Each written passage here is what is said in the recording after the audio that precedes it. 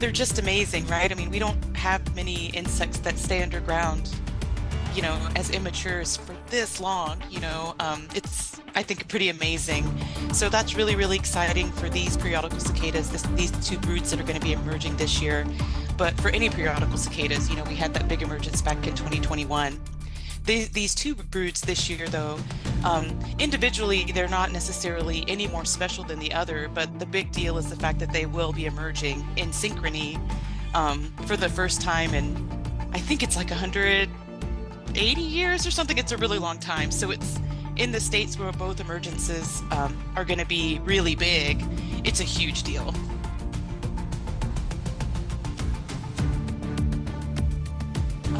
The main difference between the two broods is the time that they spend, or the number of years they emerge. So one is a 13-year brood, and that is, it's a little confusing because if you look up online, the two broods that are going to emerge are brood 19 and brood 13. And brood 19, which is just the number assigned to this group that emerges, those are 13-year cicadas. So they come out every 13 years.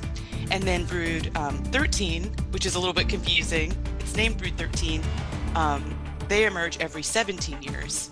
So you can see that 13-17 overlap. That's how we're in that coincidence or the synchrony based on the math, right, of them emerging both at the same time this year. These periodical cicadas, they're all going to look, they're smaller than the annual, or what I call the dog day cicada.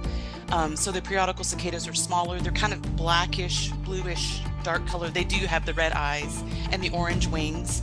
The dog day cicadas that we see, every summer here, they're much larger. They're green. They have a white belly. I think they're very cute. They're very clumsy, but yeah, the main difference is the color and the size. And of course, how often we see them. They do not directly harm people or pets. They can't sting. They can't bite. I have picked them up and held them while they stridulate, the males anyway, and it's a little bit intimidating. It just feels kind of weird, but they can't hurt you. They do have little hooks on their feet, so if they crawled on you or maybe landed on you, they might snag your clothes. And I think that scares people if you're not used to it and you're in an area where lots of insects are emerging.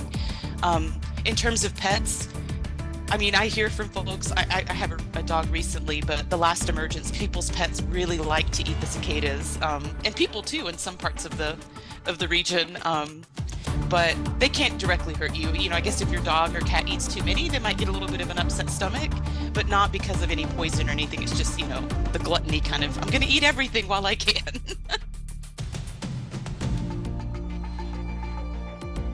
Yes, so that is something more significant. So if you are, someone who has an orchard or shrubs, I mean, even in your landscape, like if you have young plants this time of year that you maybe planted last fall or whenever you plant, you can tell I don't do much landscaping in my yard. But trees and shrubs that have stems or like young branches that are like, let's say half an inch to, because I have it in centimeters here, maybe a quarter to half an inch or so in that size range, they are vulnerable to the female cicadas because those are the stems. That's about the size that she likes to lay her eggs. And so if folks have seen that damage, it kind of looks like a stitching pattern. Like if you had a sewing machine and imagine stitching it on the stem, she basically cuts into those stems and lays her eggs, and you can see that damage. Usually not a big deal for most trees, but again, if it's young and it's something that you're hoping to produce fruit or have nice flowers, that they can be damaging in that regard, just because those seem to be the size stems that the females like to lay their eggs in. So the main recommendation that we have is a mechanical barrier. So if you can put some type of netting or mesh, well, let's be real, netting, because mesh is that's not going to work. Kind of anything that's half an inch mesh size or smaller will easily exclude the cicadas. They won't, as long as they're closed, at the bottom of the tree, because they're not that great a flyer, but they can fly and land on the branches or in the shrubs. But if you can put a netting and tie it at the bottom or like stake it to the ground, like you'll see them do this in vineyards, then you can really stop them from getting in there. And at some point, they, even though their emergence is huge in certain parts of the country this time around, yeah, they won't they won't be able to like overwhelm the plants just because they're excluded.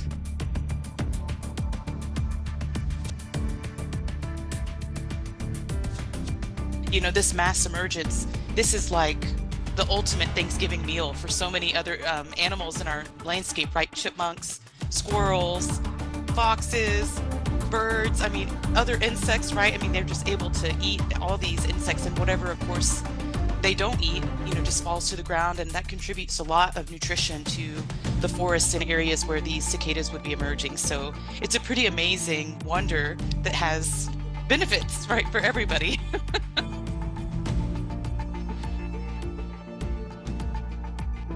Oh, great question. So I feel like it's the answer of anybody trying to impress anyone else. You know, the males are the ones who are noisy. They have these specialized organs on their abdomen that they vibrate, and it's, as we know, extremely loud. I can't imagine how loud it would have been like back in 1803, you know, when there were a lot more trees on the landscape. But they're basically calling to females to send that signal, hey, I'm the one.